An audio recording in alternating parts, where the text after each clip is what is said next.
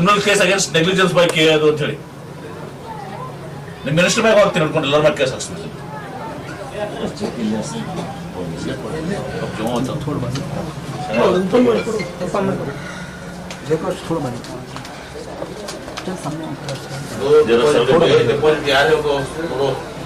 Deposit ಇಡಿಸಿ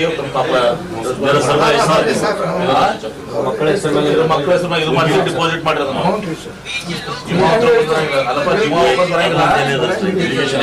ಜಿಮಾ ವಾಪಸ್ ಬರಂಗಿಲ್ಲ ಶಾಲಿ ಕಲ್ಸೋರಲ್ಲ ಅದೊಂದು ತೆಗಿರಿ ಅವ್ರ ಮಗ ಇಲ್ಲಿ ಹೊರಗೆ ಅವ್ರು ನಡೆಯೋಕ್ಕಾಗೋದಿಲ್ಲ ಇಂಜೂರ್ಡ್ 1 ಲಕ್ಷ ರೂಪಾಯಿ.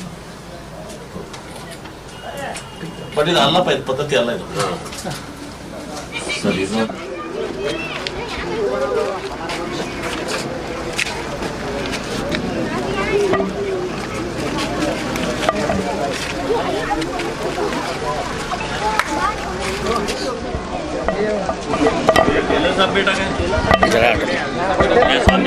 सामने चलो इधर सर इधर ही से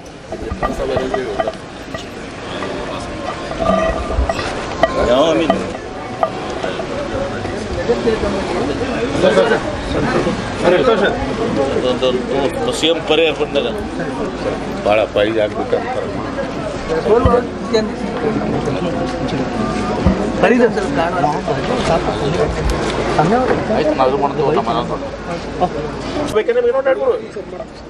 ಇದು 2ನೇ ಸಲ ಸರ್. ಇದು ಆಗಿದ್ದು 2ನೇ ಸಲ. ಇವ ಸತ್ತಾನ ಮತ್ತೊಂದು ಸಲ ಆಗಿತ್ತು ಸರ್ 2 ವರ್ಷದಿಂದ. ಅದು ಹಿಂಗೆ ಆಗಿದ್ದು 2 ಲಕ್ಷ ರೂಪಾಯಿ 1 ಲಕ್ಷ ರೂಪಾಯಿ ಪರಿಹಾರ ಕೊಟ್ಟಾರ. ಅದು ಡೇಂಜರ್ ಝೋನ್ ಇನ್ನೂ ತನಕ ಟಿ ಸಿ ಹಂಗೆ ಅದ ಸರ್. ಏನೂ ಸೇಫ್ ಗಾರ್ಡ್ ಮಾಡಿಲ್ಲ. ಪರ್ಟಿಕ್ಯುಲರ್ ಹೋಗಿ ನ್ಯೂಸ್ ಅವ್ರಿಗೆ ನಾ ಎಲ್ಲ ಟಿ ಸಿ ತೋರಿಸಿನಿ ಸರ್. ಅವ್ರು ಖಾದ್ರಿ ಹಾಸ್ಪಿಟಲ್ ಕೇಳ್ರಿ ಸರ್. ಅವ್ರು ಗೊತ್ತ, ಆ ಮೇಡಮ್ ಕೇಳ್ರಿ ಸರ್, ಎಲ್ಲ ಗೊತ್ತದ. Irresponsible people. ಇದೇ ರೋಡಿಗೆ 2 ಟಿ ಸಿ ಅದ ಸರ್. ಇದೇ ರೋಡಿಗೆ 2 ಟಿ ಸಿ ಅದ. ಪರಿಹಾರ ಕೊಡ್ತೀವಿ ಬಾರಿ, ನೀವು ಹಿಡಿಬೇಕಂಬ ಏನ 5-10 ಲಕ್ಷಕ್ಕೆ ಪರಿಹಾರ ಕೊಡ್ತೀನಿ ಬರ್ ಹಿಡ್ರಿ, ಇಬ್ರು ಹಿಡ್ರಿ ಸರ್. ನಾ ಯಾಕೆ ಹೇಳಾಕತ್ತೀನಿ, ಆ ಮೇಡಮ್ ಇಷ್ಟು ತೊಂದರೆ ಕೊಡ್ಲಾಕತ್ತಾರಂತ ನಿಮ್ಗೆ ಮುಂದೆ ಸಾಹೇಬ್ರ ಮುಂದೆ ಈಗ ಹೇಳಾಕತ್ತೀನಿ ಸರ್. ಮೊನ್ನೆನೂ ಹೇಳೀನಿ ಆಫೀಸ್ನಾಗ ನಿಮಗೆ. ಮೊದಲು ಅವ್ರಿಗೆ ಚೇಂಜ್ ಮಾಡಿರಿ ಸೆಕ್ಷನ್ ಆಫೀಸರ್. ಚೇಂಜ್ ಮಾಡ್ರಿ, ಯಾರು ನಾನು ಲೆಟರ್ ತೊಗೊಳ್ರಿ. ಭಾಳ ಅಸಹ್ಯಪ್ಪ ಇದು. ಜೀವ ವಾಪಸ್ ಬರ್ತಾನದು ದುಡಿಯೋ ಅವನೇ ಸರ್. ಎತ್ತು ಗಾಡಿನಾಗ ಹುಡುಗರು ಕಿಲೋನೇ ವ್ಯಾಪಾರ ಮಾಡ್ತಾರೆ. ಎಲ್ಲ ಜಾತ್ರೆ ಹೋಗ್ತಾರೆ, ಗುಡಿ ಕಡೆ ಆ ಕಡೆ ಈ ಕಡೆ. ನನಗೆ ಅರ್ಥ ಆಕೈತೆ ಅನ್ಯಾಯ ಆಗ್ಯದ. ಬಟ್ ನಿಮ್ಮ ನಿರ್ಲಕ್ಷ್ಯ ಇದು. ಕ್ರಿಮಿನಲ್ ಕೇಸ್ ಮಾಡ್ಬೇಕು ನಿಮ್ಮ ಮ್ಯಾಗ. ಆ್ಯಕ್ಚುಲಿ ಫೈಲ್ ಕ್ರಿಮಿನಲ್ ಕೇಸ್ ಇದೆ. ಯಾರಲ್ಲಿ ಸೆಕ್ಷನ್ ಆಫೀಸರ್? ಆ ಕಾಳಿಗೆ ಮತ್ತೆ ಯಾರು ಅವ್ರ ಕಿಮ್ಯಾ ಯಾರು ಬರ್ತಾರ? ಅವ್ರು AW ಯಾರು? ಆ ಮೇಡಮ್ ಅದಲ್ಲ ಸರ್. ಸಹಿತ ಒಂದು 2 ಮುಂದೆ ನಂತರ ನೀವು ಒಟ್ಟರ ಮ್ಯಾಗ ಹಾಕ್ಸಿಬಿಡ್ತಿತ್ತು. ಏನಮ್ಮ ಯಾರ ಕಾಳಿಗೆ ಮೇಡಮ್ ಯಾರಕ್ಕಿ ಗೊತ್ತಿದ್ದು ಮಾಡಿಲ್ಲ. ಆಕಿ ಫೋನ್ ಎತ್ತಂಗಿಲ್ಲ ಅಂತ ಹೇಳಿದ್ರು, ಇದು ಮಾಡಿದ್ರೆ ಕ್ರಿಮಿನಲ್ ಕೇಸ್ ಹಾಕ್ಸ್ಬಿಡ್ತೀನಿ. ನೋಡ್ರಿ ಅವ್ರ ಮ್ಯಾಗ ನಿಮ್ಮ ಮ್ಯಾಗ 4 ಮಂದಿ ಒಟ್ಟರ ಮ್ಯಾಗ ಜೀವ ವಾಪಸ್ ಬರ್ತೈತಿ. ಏನೋ 5 ಲಕ್ಷ ಚೆಕ್ ಕೊಟ್ರಿ ಅನ್ನೋದು ಜೀವ ವಾಪಸ್ ಬರ್ತದೆ. ಬರೀ ಹಿಡಿ ಬರೀ ಎಲ್ಲರೂ ನಾನು ಕೊಡ್ತೀನಿ. 5 ಲಕ್ಷ 10 ಲಕ್ಷ ಪರಿಹಾರ ಕೊಡ್ತೀನಿ. ಬರೀ ಹಿಡಿ ಬರೀ ಒಟ್ಟರು ಶೇಮ್ಲೆಸ್ ಪೀಪಲ್. ಉಳಿದಿದ್ದು ಏನಾದ್ರು ನೋಡ್ಕೊಡ್ರಿ ಅದನ್ನ. ಯಾವಾಗ ಇದು ಏನಾದ್ಮೇಲೆ ಹೇಳ್ತೀರಿ? ಆಗಿ ಎಷ್ಟು ದಿವಸ ಆಯ್ತು? ಈಗ 15 ದಿವಸ ವಾರನ ಮಾಡಿದ್ರ. ಈಗ 15 ದಿವಸ ಏನು ಮಾಡಿದ್ವಿ? ಏನು ಮಾಡಿದ್ವಿ ಮೇಡಮ್ 15 ದಿವಸ?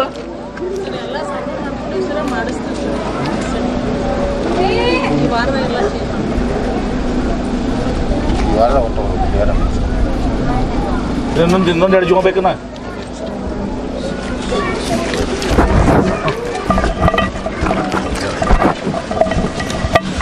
आपसे उम्मीद लगाए। ये जो हादसा हुआ है बहुत बुरी बात है। ये KUV का नेग्लिजेंस भी है। और अभी परिहार तो दिए आए, लेकिन जान वापस नहीं आता है किसी का। और मैं इंस्ट्रक्शंस भी दिया हूँ। अभी जो कुछ भी ऐसा है वो सब कुछ इमीडिएटली सेटरेट होना चाहिए। रोड पर बहुत से ट्रांसफार्मर सर अभी भी डेंजर हालत। वही बोला उनको, मैं अभी तो बोला हूँ, ऐसा कुछ रहा तो वो सब रेक्टिफाई करेंगे। सर मरने वाली बीवी को उनको 5 लाख अभी गवर्नमेंट से, नौकरी की उपेक्षा वो अभी 5 लाख का और इंजूर्ड को 1 लाख का परिहार दिया है, और चीफ मिनिस्टर रिलीफ फंड से और क्या क्या उनको हेल्प करना है, मदद करना है, वो निश्चित हम करेंगे। सर इस बात क्या कहेंगे कि 5 लाख का चेक जो सरकार की तरफ से दिया गया है, क्या 5 लाख लेक करते हैं, क्या जान आती क्या है? ये पहला टीशा चेंज करना उन्होंने चेंज कर को लोखा क्या भी नहीं हुए सर का करना। परसों गए सेठ के पास जाक मोल लगाए ऊंचा कट्टा कर तू कर को कट्टा टीसी उधर ले जाओ कर बोलो। सर मरने वाली की जो बीवी है वो भी गुहार लगा रहे हैं कि सरकारी नौकरी अगर उन्हें मिल जाती है तो उनका जीवन सफल होगा आगे चल। वो साहब को एमबी पाटिल साहब बात कर को बोलने लगा, बात करता। सेठ आप क्या कहेंगे? सब लोग कहते हैं कि सेठ की ये टीसी नहीं, मेरी टीसी रही तो मान लो उसके ऊपर 400-500 घर चलते हैं वो टीसी के ऊपर है। आपको तो सबको मालूम है क्या, मेरी टीसी तो है नहीं। इससे पहले वही हाँ, अभी हालांकि मैं हमीद भाई को भी कल फ़ोन करके बोला, मैं कल नहीं शायद परसों बात हुई हमीद भाई के साथ में, तो उन्होंने बोले जगह नहीं है। फिर बाद में हमारे पापा भाई के साथ में भी बात किया, मैं उनको भी बोला कि ऐसा ऐसा टीसी चेंज करो साहब, मेरे घर पास से काढ़ो, तो उन्होंने बोले नहीं जगह नहीं है किधर भी। अभी क्या है हाइट करके बताते बोले, अभी क्या मैं भी नाइलाज हूँ, क्या कर सकता हूँ, मैं कुछ नहीं कर सकता। मैं भी मैं भी कंज्यूमर ही हूँ, मैं क्या इंशाल्लाह अब तो दिया हूँ, फिर भी आगे जो है क्या एक थोड़ा टाइम लेके घर को आके मैं उनको पहुँचा डालता हूँ आफ्ताब भाई के सामने। सर हम ममनून व मशकूर हैं कि एमबी पाटिल साहब जो हमारे यहाँ के डिस्ट्रिक्ट मिनिस्टर हैं वो आए और लोग मदद किए। ख़ासकर ज़्यादा से ज़्यादा इसमें दिलचस्पी लेकर आगे आने वाले हमारे आफ्ताब भाई हैं, इसी तरह से हमारे इदरुस बख्शी साहब हैं, और इसी तरह से अब्दुल हमीद मुशर्रफ साहब का बहुत बड़ा रोल रहा है इसमें, और इसी तरह से जमील बांगी साहब हैं। तो बहुत सारे अहबाब जो हैं हमारे गरीब भाई शरीफ बेग साहब के जो नागहानी तौर पर उनके बेटे का इंतकाल हुआ है, तो इसमें जो मदद के वास्ते तमाम लोगों ने जो कोशिश की है हम सब का शुक्रिया अदा करते हैं। खासकर सेठ साहब भी अपने से जितना बन पड़ा तो वो भी माशाल्लाह जो हैं हमारे सेठ साहब भी वो मदद किए हैं और आइंदा देने का भी वादा किए हैं, हम उनका भी शुक्रिया अदा करते हैं। और जमील भाई हमारे शरीफ बेग साहब के भाई जो हैं जमील साहब, तो हम उनका भी शुक्रिया अदा करते हैं। और जितने हजरात हमें साथ दिए हैं इसमें हम तमाम लोगों के ममनून व मशकूर हैं। हम अल्लाह से दुआ करते हैं कि अल्लाह ताला आपको जज़ाए खैर अता फरमाए और इसका जितना बेहतरीन बदला हो सकता है सबको अल्लाह ताला अता फरमाए। हम लोगों का शुक्रिया अदा करते हैं। एक बेसहारा को इन्होंने सहारा दिया, अल्लाह उनकी नुसरत फरमाए। अल्लाह और भी दीन के खैर के कामों में अल्लाह उनको मुईन व मददगार बनाए। हम आप लोगों का तहे दिल से शुक्रिया अदा करते हैं कि शुरू से लेकर आखिर तक इन लोगों ने साथ दिया। अल्लाह इनकी उम्र में बरकत अता फरमाए और मजीद इन्हें दीन की मेहनत करने का, दीन की काम करने का, सोशल वर्क बनकर हर गरीब की मदद करने की अल्लाह इनको तौफीक अता फरमाए। 16/7/2024 को मुहर्रम के 9वीं के दिन जब मुहर्रम का जुलूस आ रहा था, दोपहर में ठीक 1:40 को क्या है एक हमारे जामा मस्जिद रोड मेहतरमल के सामने टीसी का करंट लगने की वजह से क्या है एक हादसा हुआ। उस हादसे में हमारे मोहम्मद मूसा इनामदार की क्या है मौत हो गई और हमारे सादिक अता रोड को क्या है करंट लग के क्या है उनको क्या है इंजरीज आए हुए थे। मैं उस वक्त क्या है वहीं पे मौजूद था, तो इमीडिएटली क्या है हम लोग क्या है दोनों लोगों को क्या है बांगी हॉस्पिटल को भेजे। उसके बाद में क्या है पीएसआई साहब को फ़ोन करके मैं वहाँ पे बुलाया। तो उसी दौरान क्या है क्योंकि मुहर्रम था, तमाम क्या है मीडिया वाले क्या है वहाँ पे स्पॉट पे थे। हमारे एसएस न्यूज़ के शकील भाई, हमारे बी न्यूज़ के नेशन के क्या है खुर्शीद आलम साहब, हमारे मोहम्मद न्यूज़ के जिम्मेदार और हमारे टीवी 22 के क्या है जो भी क्या है रिपोर्टर्स हैं इमीडिएट वहाँ पे पहुँचने के बाद में क्या है उसको क्या है जो हकीकत है वो हकीकत को हमने सामने लाने की कोशिश की। तो हमें बाद में पता चला कि जो है हमें ये दिल में ये था कि जो है ये सेठ की क्या है, हमारे फिरोज सेठ साहब जो हमारे ख़ास हैं उनका क्या है प्राइवेट टीसी है, लेकिन बाद में हमें मालूम पड़ा कि जो है वो केईबी का हेस्कॉम का टीसी है। तो हम लोग क्या है डिस्ट्रिक्ट डिप्टी कमिश्नर वो फॉलोअप करने के बाद में क्या है 5 लाख रुपए क्या है जो जिनका इंतकाल हुआ है उनको क्या है मुआवजा दिया गया है कि हेस्कॉम की जानिब से, और 1 लाख रुपए इंजर्ड को क्या है मुआवजा दिया गया। लेकिन बड़ी अफसोस की बात है जो जान चली गई वो जान नहीं आती। हमें दर्द इस बात का है कि जो है उनके अहलिया और उनके 3 बच्चे हैं, उनके लिए क्या है हमने तमाम लोगों के क्या है साथ में तमाम लोग क्या है इसमें साथ दिए। हम बिल्कुल क्या है बेजार नहीं लेते हुए क्या है हमने इसे फॉलोअप किया। और आज हमारे Bijapur district incharge minister MB Patil साहब क्या है घर पे आके क्या है उन्होंने खुद अपने हाथ से क्या है ये जो चेक है वो चेक क्या है 5 लाख की और 1 लाख रुपए की चेक दिए। और मैं खुद क्या है एमबी पाटिल साहब को सीएम रिलीफ फंड में क्या है 5 लाख रुपए का प्रोविज़न है और इसका क्या है 1 लाख रुपए का प्रोविज़न है, 2 लाख रुपए का क्या इंजर्ड का प्रोविज़न है। वो एक मेमोरेंडम हमें दिए, हमें एक मनवी देने के बाद में क्या है वो बिल्कुल क्या है अपने जो ऑफिशियल है उनको वहीं पे बोले कि जो है सीएम रिलीफ फंड के लिए दियो बोल के।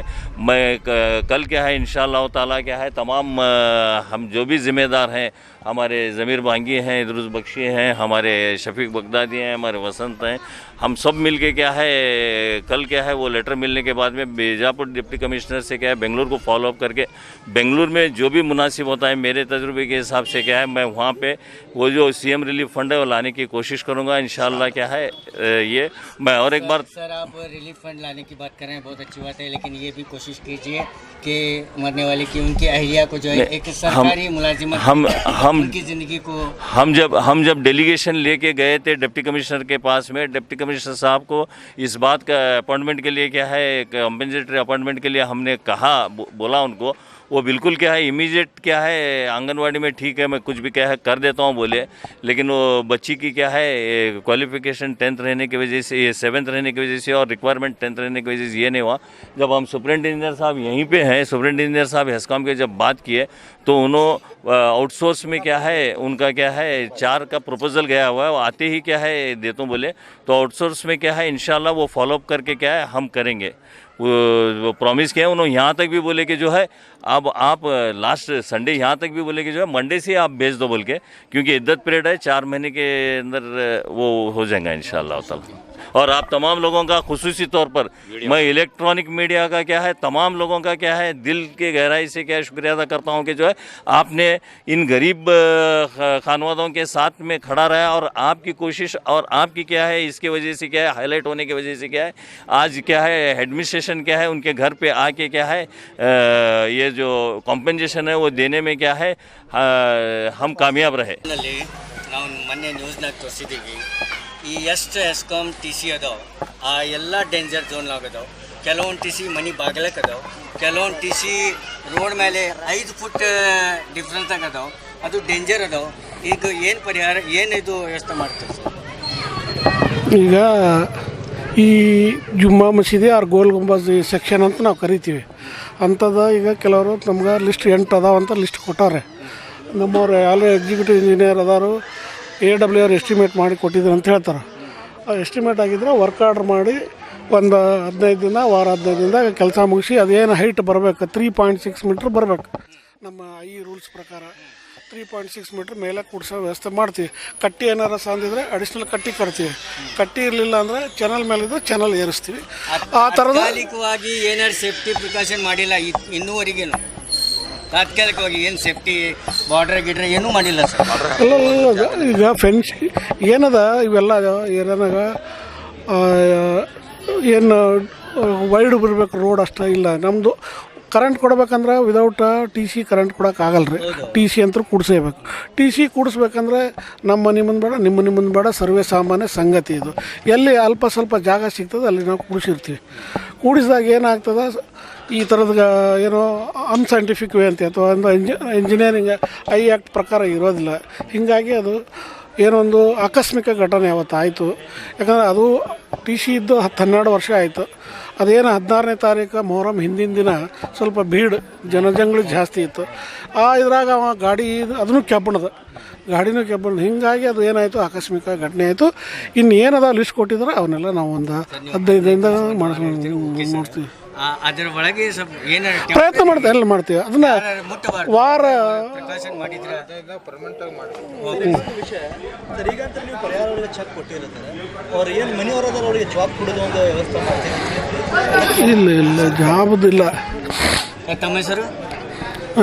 ಸಿದ್ದಪ್ಪ ಅಂತೇಳಿ SC सुपरिटेंडेंट। सुपरिटेंडेंट जुड़े रहिएगा आपके अपने चैनल बीजापुर समय के साथ।